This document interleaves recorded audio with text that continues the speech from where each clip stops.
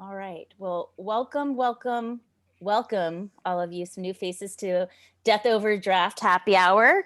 Um, I encourage you to lift your beverage. I think I still want my alcoholic one for right now.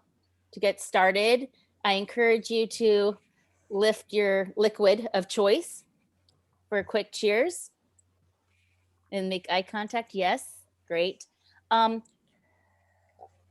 and I'm also going to invite you to put in the chat box your name, pronouns, pronoun, where you live, what beverage are you enjoying right now? I know that I'm giving you a lot of things to do, and an adjective you would use to describe yourself. So Megan is going to be multitasking like she usually does with her children and all of us. So if you don't mind adding that, and I also invite you in, if you know how to rename yourself, if you haven't already, and add your pronouns if you'd like. So I welcome you all to do that as well. Great. So those are some of my grounding rules to be here. My name is Stephanie Elkins, and I am an elder care coach and consultant with Be Present Care. My role is to support and guide caregiving and end-of-life conversations, plans, and programs for individuals, organizations, healthcare professionals. So I kind of do the gamut on that. And one of the things that happened this time last year, this time last year was last October, was like such a special month because Megan, Jill, and I, we led a dive into death retreat, or Jill did, and we kind of co-staffed with her a deeper dive into death retreat. And we also, Jill and I, participated in the Reimagine Festival, where we launched the Death Overdraft Happy Hour. And that was really an opportunity as part of the first Reimagine Festival in San Francisco. And that was, we were combining our passions of beer drinking and holding space for conversations on death and dying. And so that was the first one. It's called Crafting Your Narrative at the time, because I wanted to encapsulate some journaling into that, and using the death deck, which is another tool for conversation. And since then, with Jill's encouragement, she's like, let's keep on doing this and let's keep on going to bars. So we're in LA, and so we're going to LA breweries because there are some good ones in LA. And we start hosting it, and then COVID happened. And COVID, which is devastating for so many of us, but it also gave us an opportunity to have this community, this Death Overdraft Happy Hour community on a weekly basis, and also be part of the Reimagine Festival. So that's how we were doing it for the first Reimagine Festival for 12 weeks straight, and we had different themes. And now we're doing it back on a monthly basis again. So thank you all for a little history there of Death Overdrafts.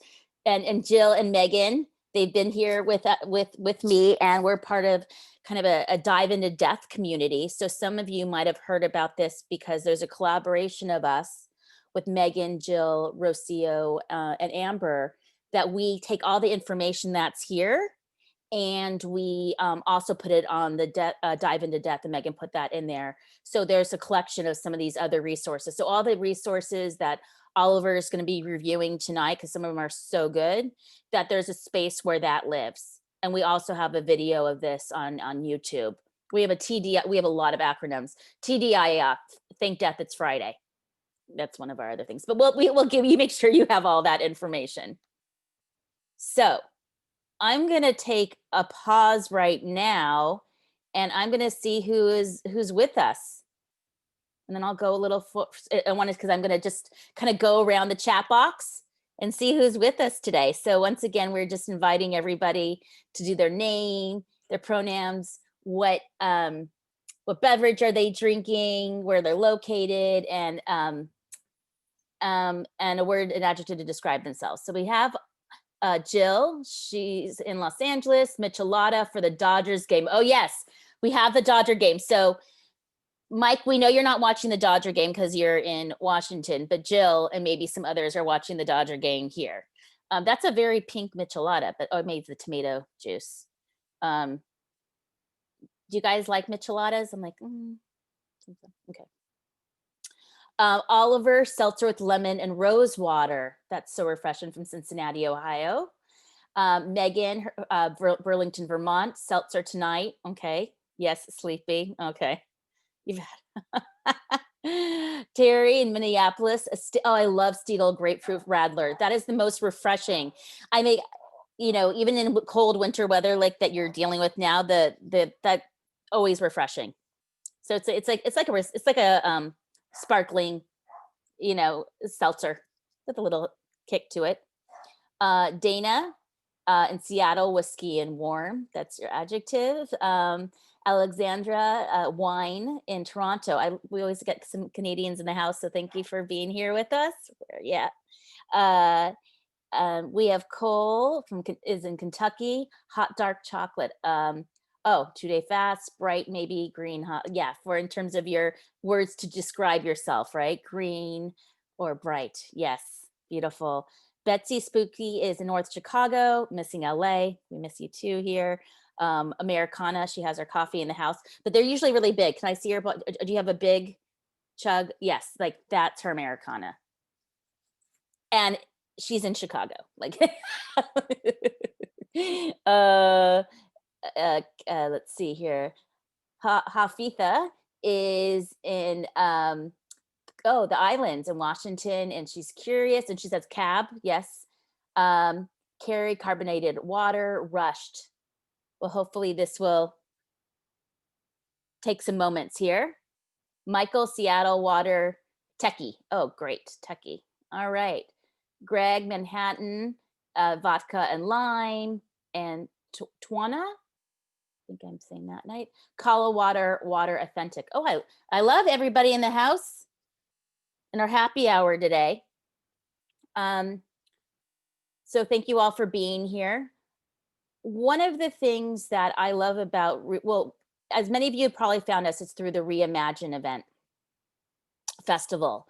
And the theme this year is creating space.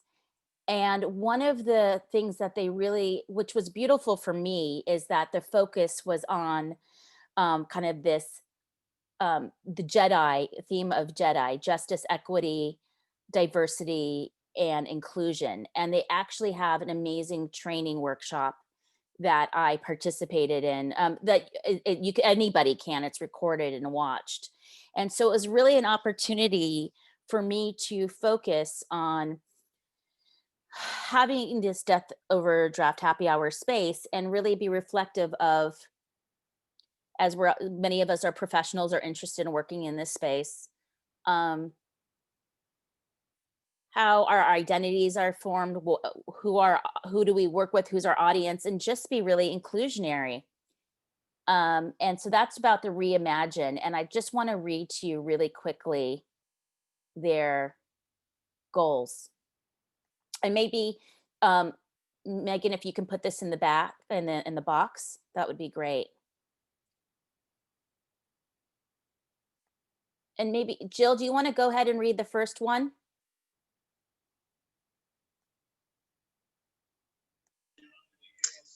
What do you want me to read? Sorry. The first Reimagine goal that Megan just put on the.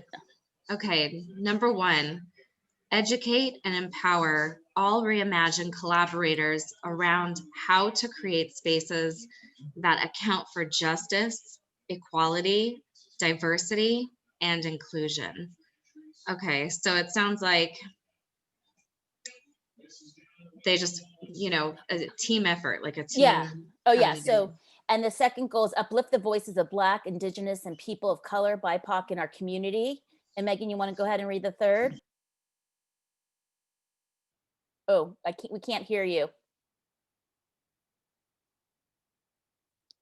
Do you have your? Okay. Support a more diverse community with programming by and for communities of color and other underserved communities. So that's really kind of the intention behind the Reimagine Festival. And so I just kind of wanted to honor that as well.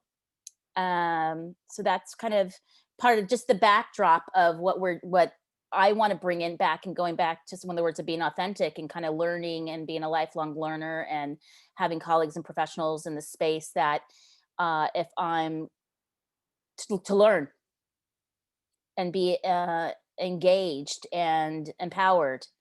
So with that in mind, about a month ago, it was actually a month ago today, that Jill, Detola LA, introduced me to Oliver, sent an email about um, learning about resources, because Oliver is going to hold LGBTQ Remembrance Day, and wanted in, since I'm a planner programmer and kind of a resource kind of junkie, that what other resources and planning resources I might have to be of support for Oliver as they go about programming. And so loved having that conversation with Oliver, and wanted to really get to know more about their experience in their experience and being part of the LGBT community.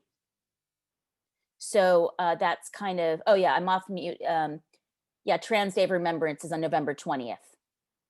So that's coming up, and we can talk about that later, Oliver, if you'd like. So right now we have a chat question that we're going to put in the box. And so basically the way it works right now, and I'm sorry I didn't do that now, because now we're going to get to the good stuff of conversation, not just me like talking at you. You guys want it, this is a part that this is Oliver and I for and with you. That's the component of now. So we have a couple of chat reflection questions that we're going to share, and then Oliver's going to share some of their experience based on these prompt questions we have, and then there'll be an opportunity for dialogue as well. Okay. All right. I'm going to go ahead and put that in. You got that. Okay. So I'm going to read this out, and if you guys can put the chat question, put the answers in the chat box. And once again, these are prompt questions. So what has been your experience with the LGBTQ community? A, they're my peeps. I identify as part of the LGBTQ community. B, it's my family. I have loved ones in an LGBTQ community. C, I'm not close to anyone who is LGBTQ, but I'm woke. Uh, D, someone of the same sex flirted with me once. I was flattered. E, no real experience. I don't think I've ever met an LGBTQ person. And F, what does LGBTQ even stand for? Not part of my experience. Why are we talking about this? So those are some different examples that I don't know where everybody sits on that. That was something that Oliver was kind of interested in knowing as well. All right. So Oliver, as you see, we have a pretty inclusive, open group of individuals that all have their own experiences as well. But I am gonna offer Oliver an opportunity to share their story and then get us started. So thank you for being here with us, Oliver.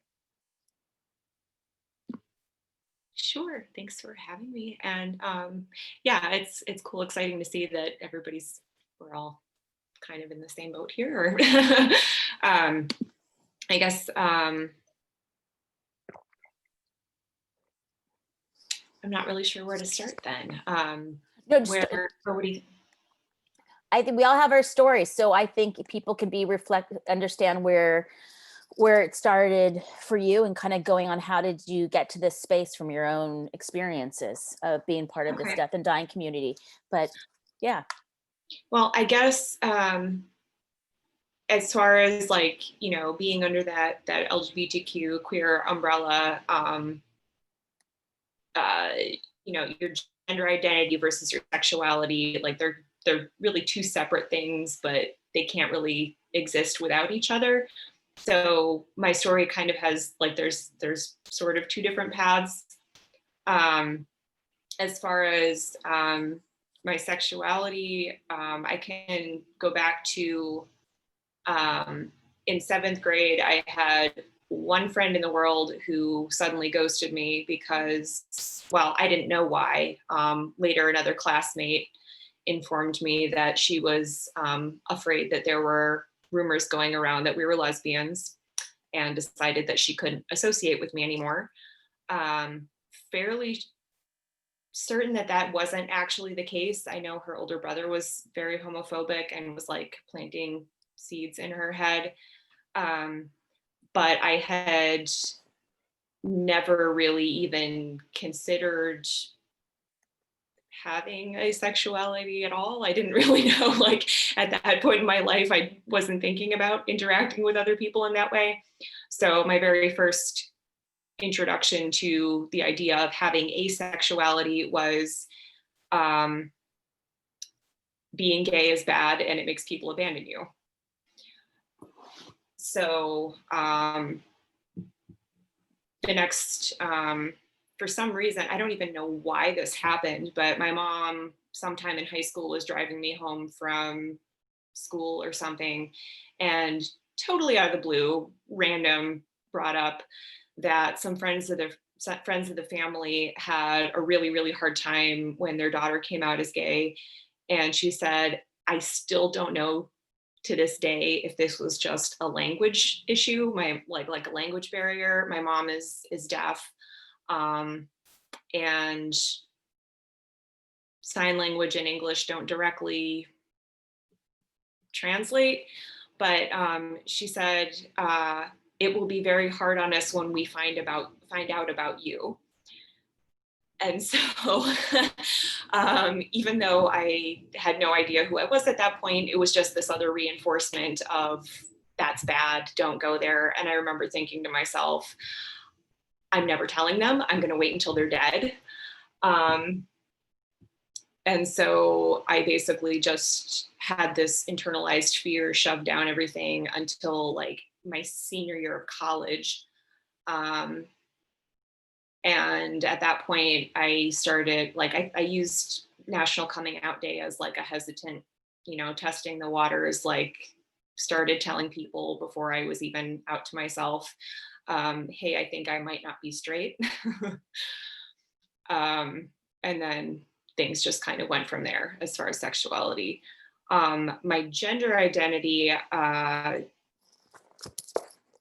even going back to very, very young childhood, I just considered myself androgynous. There was no other word for it, which I have is a pretty common experience. I've talked to a number of other trans people who like, that's a very common thing. Like a lot of people have said like, I didn't have any words for what I am. The only word I had exposure to was androgynous. And I grew up basically being told, you can be any kind of girl you want to be. So I just took that at face value. Even then though, when I was 5 years old, my family took in and adopted this little orphaned hamster that my mom, because it was an orphan, she decided to name it Oliver. And I remember being so unbelievably, horribly jealous. Like, why on earth did you not name me that? And so I'm trying to remember when that was. It wasn't until I moved to Cincinnati. It was like, I don't know, maybe in 2009, 2010. I was having a conversation with somebody who also said like, yeah, my name has never fit me. And so, I said, yeah, mine neither. Like, I've always hoped somebody else would just call me something else. And she said, hey, she said, well, do you have another name? And I hadn't thought about it in years. I didn't even skip a beat. I said, yes, Oliver. And she gave me permission to ask to be called by my name. Wow. So that was a pretty cool thing. And I actually walked into it backwards. I legally changed my name to Oliver before I admitted to myself or anybody else that I was trans. That came later after I had more exposure to the community and more people and actually had the vocabulary to understand myself and my place in the world. So as far as like healthcare, death care, all of that stuff,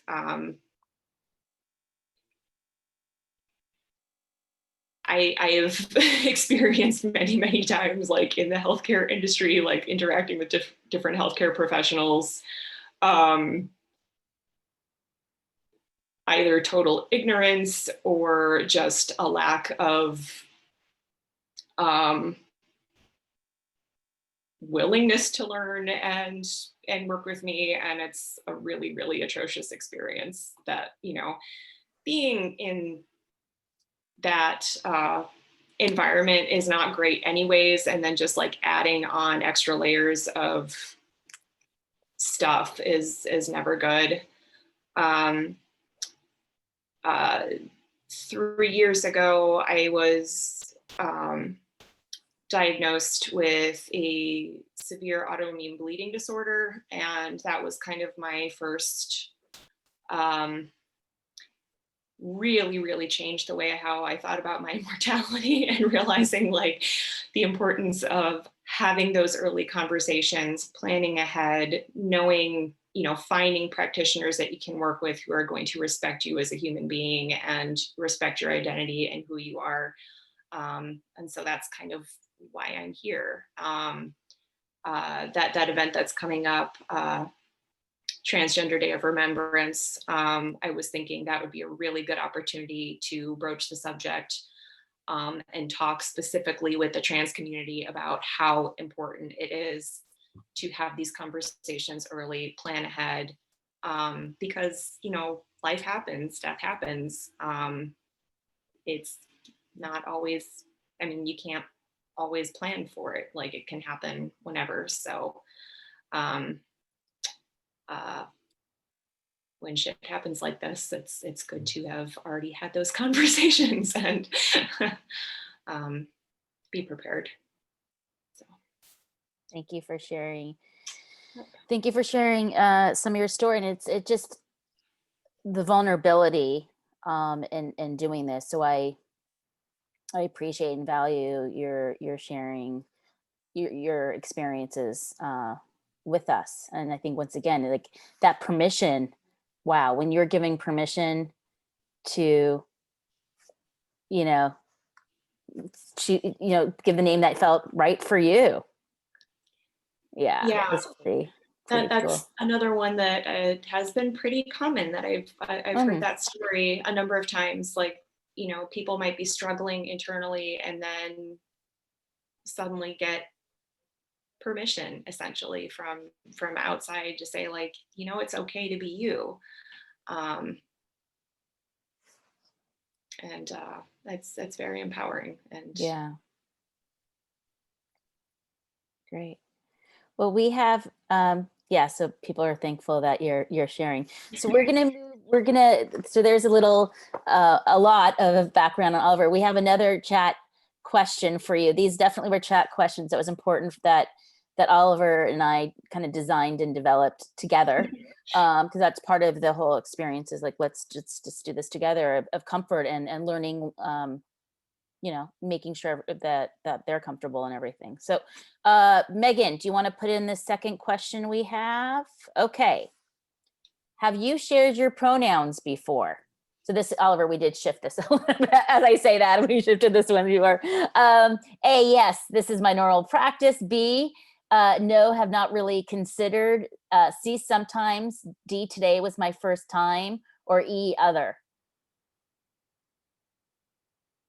Got a lot of A's and C's. So yeah, it was something that, one of the things that Oliver suggested is, seeing if this is something, put it in, give voice to it.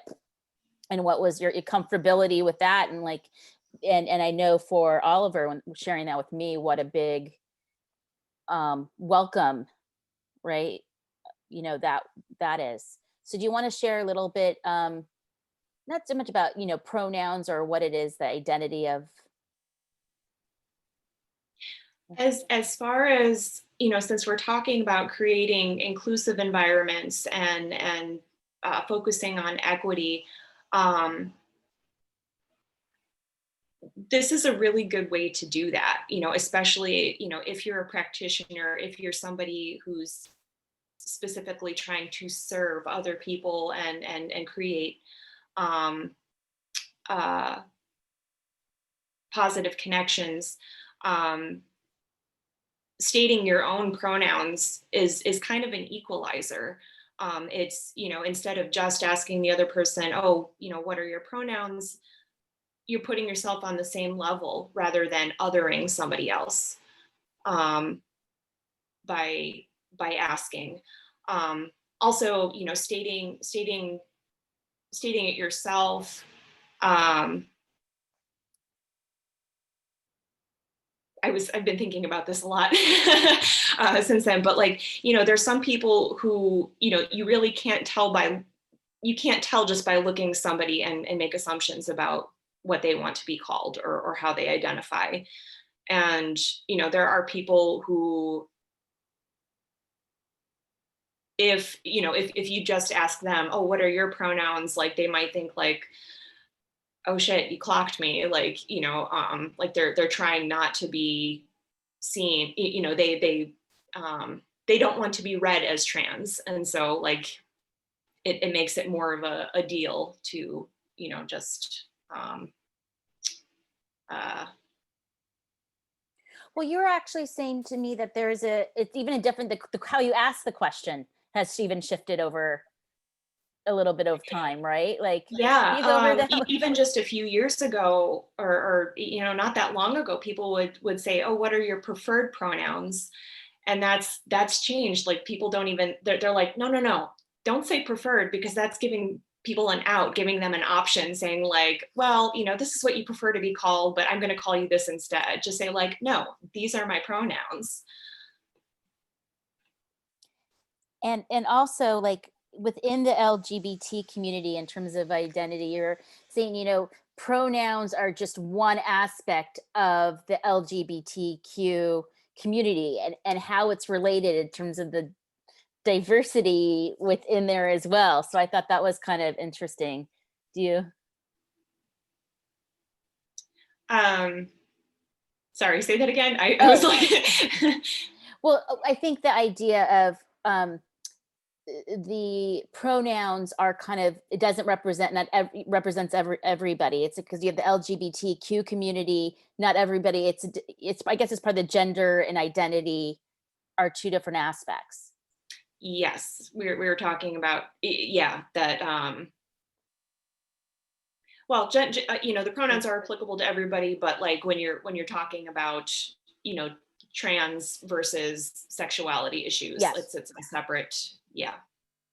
Right. One of the things that Oliver shared that we can also will be on our website is there is some great resources that I that was it Jack Stringer. Yes. A friend of mine, well, yeah, I guess I could say friend. Okay. I don't know him as well. Used to, he used to run a group here, and we hung out a lot more at that time. But he's got some really, really fantastic resources on his website, just broken down in plain English, very succinct, easy to, very user friendly, easy to understand. Great. And you also had an article we shared because I know some people are kind of historical buffs about the relationship with the word they. It doesn't come so easy because it's plural versus singular. So I know there's something else there that you're reflecting on.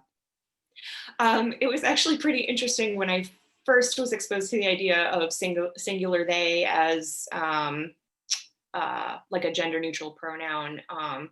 I had always been taught, it was drilled into me that that's incorrect. Like, you say he or she, but historically it's not, it's actually fairly new that's been, drilled in as incorrect usage of the word, like, going back historically. I think the article in the Oxford English Dictionary said it, like the earliest written usage they found was like from, the 14th century or something like that. So. Can you guys hear me? Yes.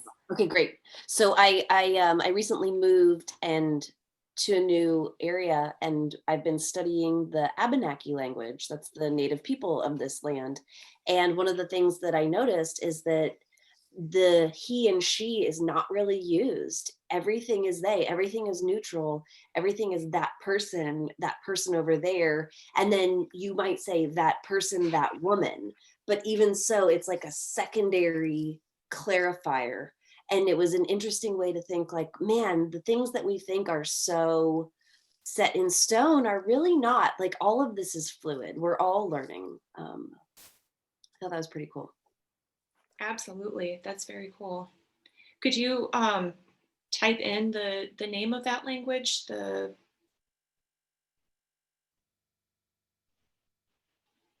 that's the Abenaki tribe, and I follow a YouTube channel where there's like a native speaker, one of the last living native speakers, and he creates songs. So we sing the songs with my kids. Kwai, that's all I can remember. My kids can pick it up really well, but it's really an interesting experience, and something I highly encourage you, whatever land you're on.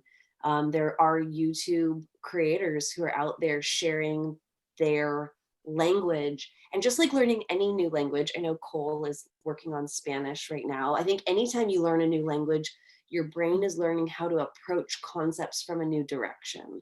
It's not a direct translation. So hola, Cole. Right.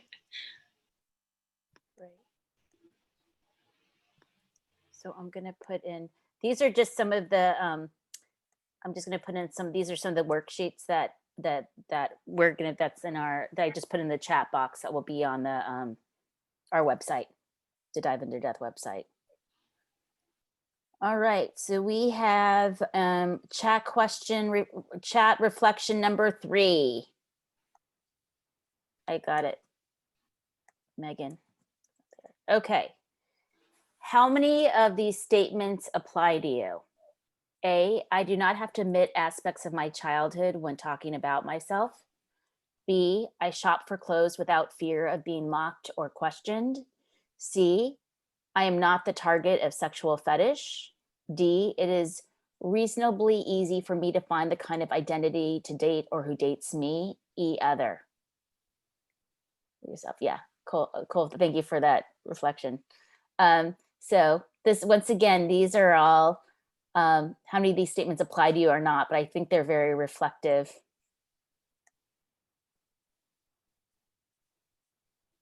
Questions. Do any of these kind of shock you of like, wow, I've never had to deal with that, or that would be hard for me to deal with, or? And see.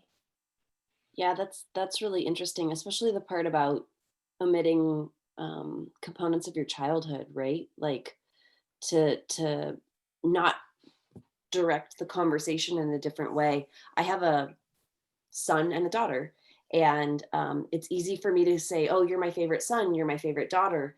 And because of an experience that I had with some family friends where a mom had raised a son and a daughter and now has 2 daughters.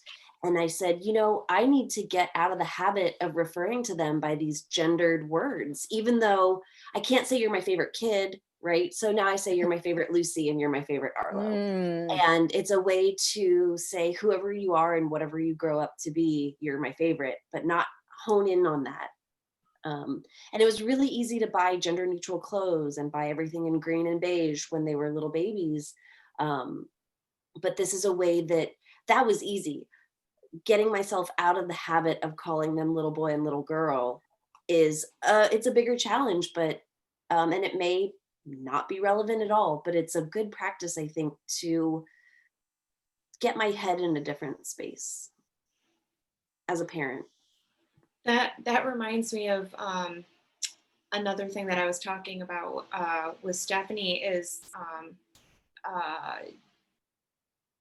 one, it's it is good to just kind of think about these things more and have, more of a, just being more mindful. But um, and I think this is so far, more applicable than just, when you're talking about trans people, or anybody in, who falls under that LGBTQ umbrella. But um, good active listening, like just notice the words that people use to describe themselves and use that language. um, I had a pretty uncomfortable and weird situation recently, where I was interacting with, a healthcare professional and talking about my spouse. And my spouse is also gender non-conforming, non-binary, and so goes by they. And this person said she and your girlfriend, which was offensive to me on so many levels. Like, okay, one, that's not my spouse's gender, and two, that's kind of invalidating my marriage, um, which was not great. And my spouse, when I related the story later, was like, I have never been your girlfriend. Like, um, so it's you're gonna mess up if it just feels foreign on the tongue. Like, if it's not something that you're used to, it's fine to mess up. It's more if you're not willing to make the effort is a huge deal. Yeah. People and me. Do any of you have any kind of experiences? I mean, that was a question I shared. I asked Oliver, like, what offends you? Instead of going to the positive of like, what do you really appreciate? I went to like, what offends you? So is there anything that anybody else has had experiences with or heard that has made them uncomfortable? And I really, one of the other things that Oliver shared about the story is they stood up for themselves. The story didn't end there. The story for me was when you said, didn't you kind of come back and kind of have to advocate for yourself again? Yeah. Yeah, it wasn't just that interaction, but the fact that I did follow it up with an email later, and just pointed out. I said, okay, well, and there were more things on top of that, like, you never ever ask a trans person for their dead name. That's um, Um, if somebody has changed their name, it's for a reason. They want to be called that. You don't ask them um, about their old name. And this person did that in a group situation in front of the whole group. I was not the only trans person in the group. And so I emailed him after the fact to point out, uh, just so you know, these are things that you want to be careful of. You don't want to do this. And it was a therapist who told me, you need to find somebody else to work with. He wasn't even willing to make the effort. So that was pretty icky feeling. yeah, unbelievable as a professional. So and I saw that Tanya, you were interested in sharing something. Yeah, sorry, I'm in a dark space, so I'm off camera. But my brother's child recently announced that they would like they, them pronouns used. And I had used niece for 20 plus years and was struggling because when it's a parent, when it's a mom, dad, you can say parent. When it's a brother, sister, you can say sibling. When it's a son, daughter, you can say child. And so I actually spoke with them about what would feel good. I Googled it and I saw nibbling. Someone had come up with that. And I decided on my sibling's child, so Sibchi. And I said, can I call you my Sibchi? And they were like, yeah, that actually, I love that. That's great. And we're going to do it. And so sometimes, just having the conversation and being creative and being open and And then, yeah, having the grace that like, I've done this for 20 years, I may slip, you know? Yeah. Wow. I think that's so powerful. Thank you for sharing of just, offering and asking and getting the permission. It's so beautiful. And then what you're sharing earlier, Oliver, when Megan and I were talking about also is just respect, right? Like that's where it all comes for. And I think in our world right now, I think there's a, we're having respect's not always so present everywhere, but that's kind of what we want to make sure to honor, Exactly. Yeah. I love what Jill said about, being creative and collaborative. Yeah. Because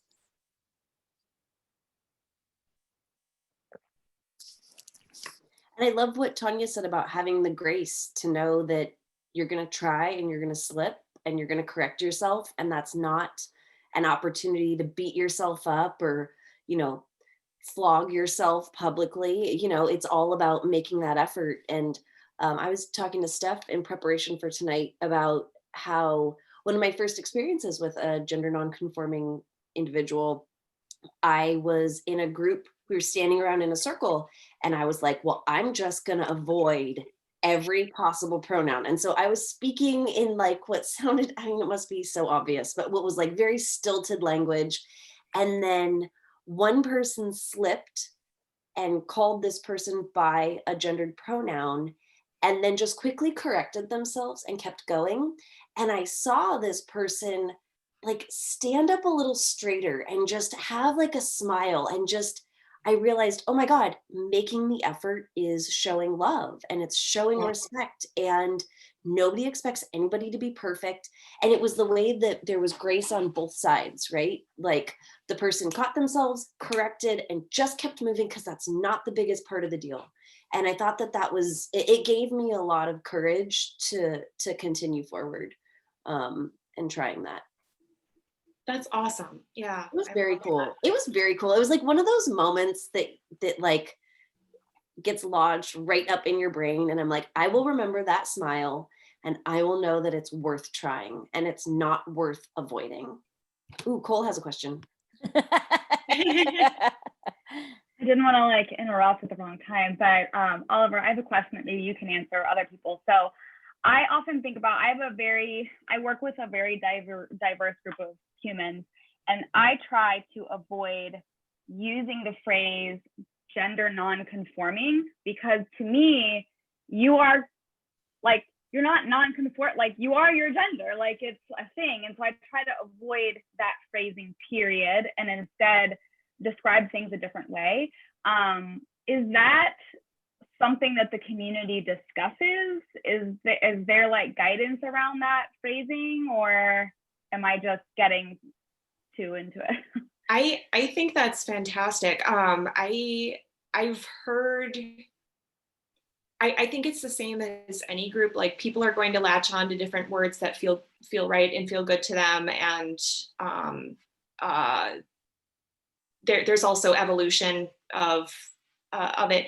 I actually really, really appreciate that question and saying non-conforming, because it is othering. It's saying like you're not normal. Yeah. And I think that's a very good point. And the phrasing non-conforming, so I have been on the receiving end of that descriptor my entire life, not for anything related to gender. And I noticed that other individuals who you might describe as alternative, like maybe they have green hair and a mohawk, they're described as non-conforming. And it has always bothered me because I'm not non-conforming. I am awesome. Like I love who I am, Yeah. So I noticed that phrasing and how it actually, can harm multiple communities, and many of us maybe don't realize that. So that's something I think about and try to find ways to just avoid using those terms. So absolutely. And it's interesting. I don't think I've even really used that word in a long time. It just kind of like it just appears in your language all of a sudden, and you're like, where did this come from? Exactly.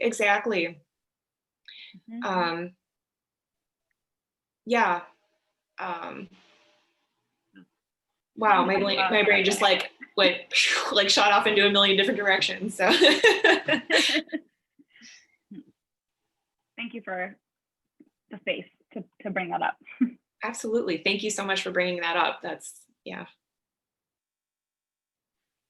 Well, I think that also comes to identity that we were talking about earlier. Like, how do we identify ourselves as individuals? Like, especially what is our identity, and also the audiences that we're working with, and so on. But you know, and how to ask. Like, when we first met, you said, you identify as queer, right? Like, that's Mhm. how you.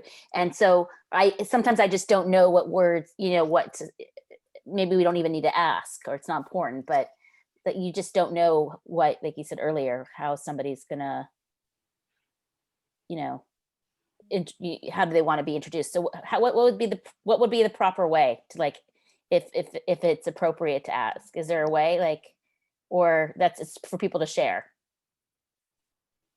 Um, It's not really appropriate. no, I feel like it is appropriate to ask, and I think just give space for if somebody doesn't want to label themselves. What I Uh, think. I think that, like, let's say in this, when we're doing assessments, if we're working with new clients, mhm. and one of the things, because we're getting to know people, we want to know what their preference, we want to honor their wishes and who they are, and we're just curious, and we need to ask, because we want to be honest of, so what it would be like, what's your gender identity, or just in terms of getting to know people, what is there, do you have thoughts on that? As Um, I think asking what they like on their pizza might be a better way to get to know somebody, right? well, Like I that don't know. seems like a little bit down the line conversation. It seems like that's not the sort of thing that's Well, like an call and response, yeah, I think you're maybe. maybe the question is, who's your person? Like, I'm thinking maybe for advanced healthcare directives, or who's your team of individuals around you.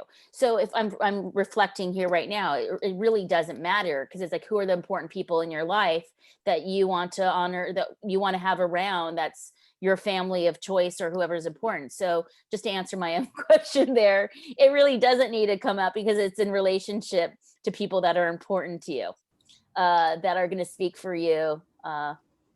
exactly. And Yes.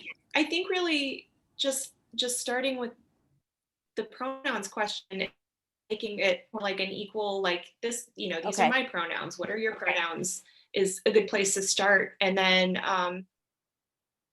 really just listening and being mindful of the language that they use, and um, just paying attention to the language that people use. Okay.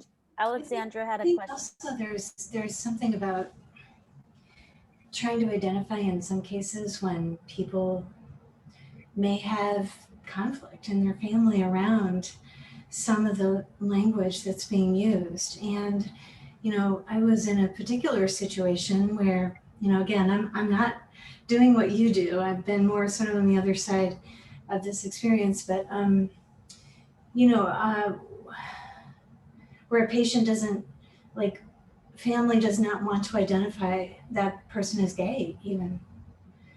They don't want to have that word uttered, so even having some discussions around what you want discussed openly and what you don't, I think is really a respectful way to do it. And I was joking with some friends recently because I'm older, and I have, I identify with the L and the G and not the B or the T, and only the Q when I'm talking to millennials. And I say that only because Q is not part of my generational experience. It was never something that I felt comfortable with. And even L wasn't. So, my family really vilified the L for me. And so as a result, I kind of, for most of my adult life, just said it was gay. And I think that, so it is important, I think, to kind of let people have an opportunity to weigh in. If I'm referring to you, And it's important to identify either partner, spouse, whatever, what's the language you'd like me to use? Because I think it's a fair, thing to ask. Yeah, there was some feedback here that yeah, some people might feel conflict about specific language due to family background experience. Um, Hafitha says, I know some trans folks who hate being asked their pronouns, so I really think it's important to take cues from what's happening around and to offer your own pronouns. And I generally default to they pronouns for anyone whose pronouns I'm not sure about. Jill, everybody said thanks you and agreed with that. And yeah, Q is a general, so it's generational experiences and cultural and family experiences as well.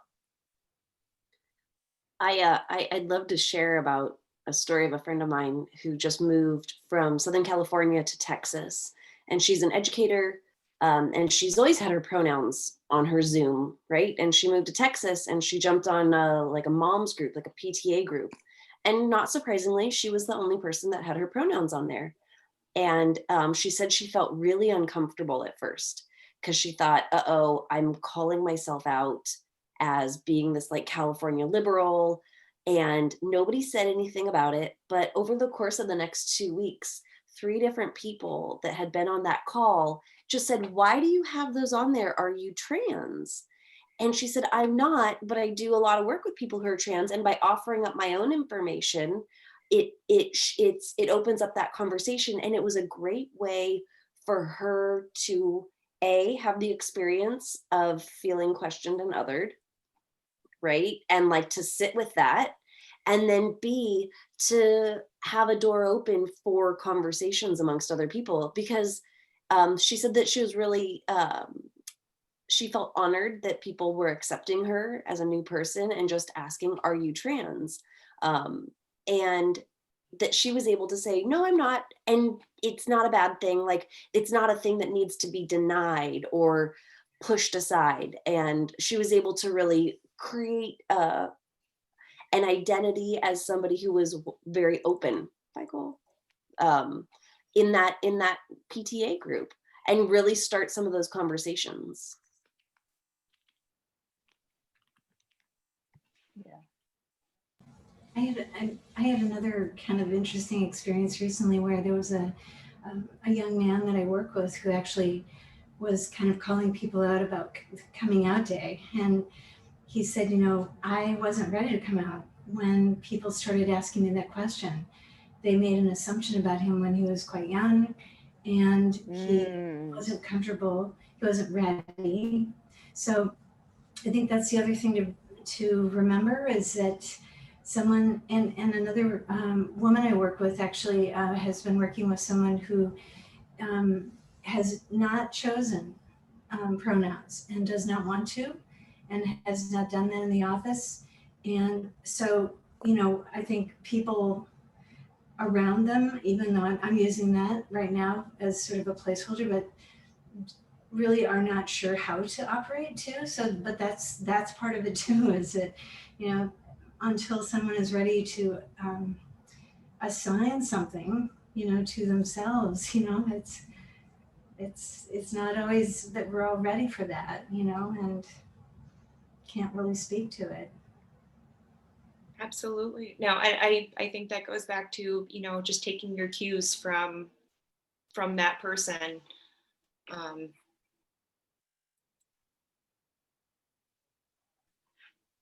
Definitely. I'm in the process of teaching a 5-year-old how to read. So we operate in an incredibly complex language system to begin with, a Germanic language that pulls from every colonized country, every country that the English have colonized, right? So we do have the ability to learn how to pronounce, read, and read differently based on context. We do have the ability to understand that though and bow are pronounced differently, though they have the same ending. And it's not easy for her to figure it out. And if we could have the grace of a 5-year-old trying to figure out the English language as we try to learn the language around this topic that's growing and developing. I think that, you know, if we could be as excited to learn this stuff as a 5-year-old, we'd be in good shape. Yeah. Thank you. Alexandra has a question for you, Oliver. Could you please Yep, share? I was starting to type, but I can. Yeah. Could you please share how It'd you? be better to just talk about it. Yeah.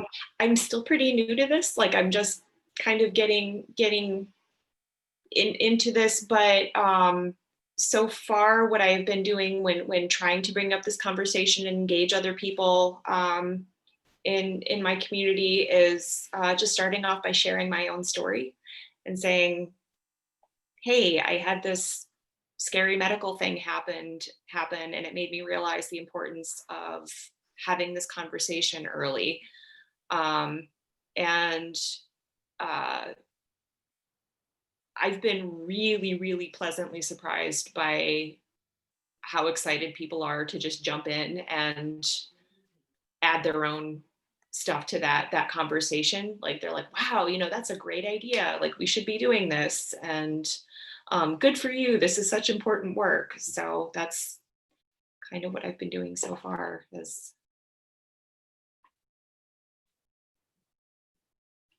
if anybody else has thoughts or things to add on that.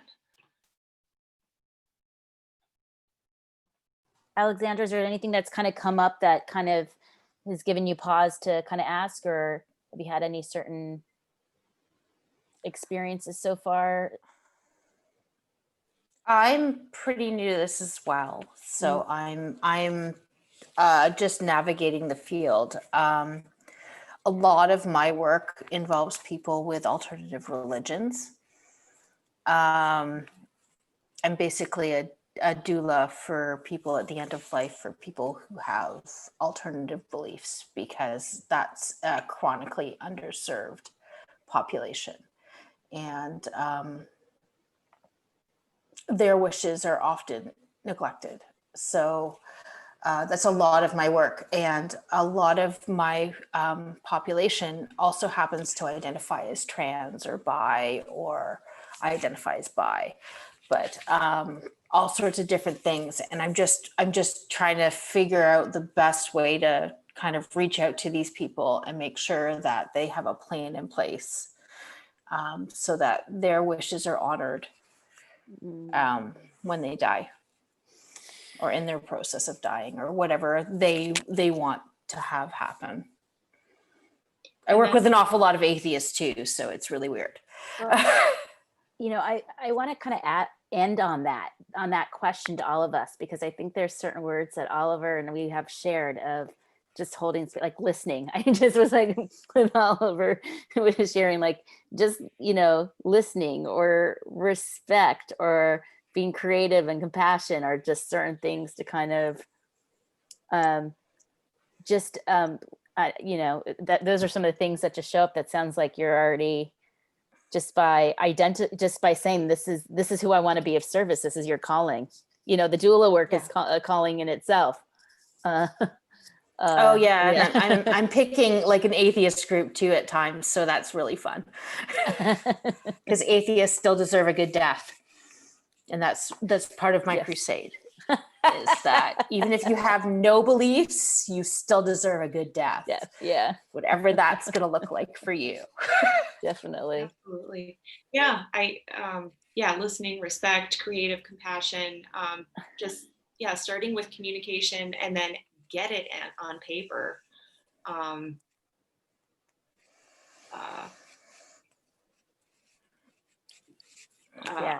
And you're reminding me too, like, I have other loved ones, like, you know, my sister is polyamorous. I have friends who are in, you know, common law marriages, and they don't have the legal society doesn't recognize that, and so, you know, they have to get stuff in writing, have those conversations, and then get it in writing to protect themselves. Right. And that also comes back to the advanced directives, which is a document which provides an opportunity of once again, who you want to speak for you if you can't speak for yourself, but also with your, when you die, what to do with the disposition. And so that's just some of the things that we need to kind of have those basics or those in writing, because then they're going to be searching out family in order to honor the body, honor the wishes as well as the body. So Alexander, that's going to be a key component for you in your work, to get the direct, the written directive that actually has that in there. Because you talked about, and that's the combination, the link piece between healthcare and death care almost, is that who's responsible if you can't speak for yourself. So, well, this has been very special. Thank you, Oliver, for kind of sharing your story and giving us all space to just kind of to be together. Thank you. Terry's also asking about resources for those documents. Is that something that we can put on the page? It's in this chat box, so you could always, I don't know if you know how to save a file or chat, but it's going to be into diveintodeath.com right here, Terry. Give us a couple days and it will be on there. So thank you all for being here. I didn't get, oh yeah, so our next Death Over Drafts is November 20th. I'm gonna have my friend Donna Smith, who's a colleague from Compassion and Choices, who's involved in the people of color. They are really focused on diversity and inclusion at Compassion and Choices. So she'll be joining us with that. Thank you all. Have a good, safe evening. And do we want to do a final cheers? Thank you.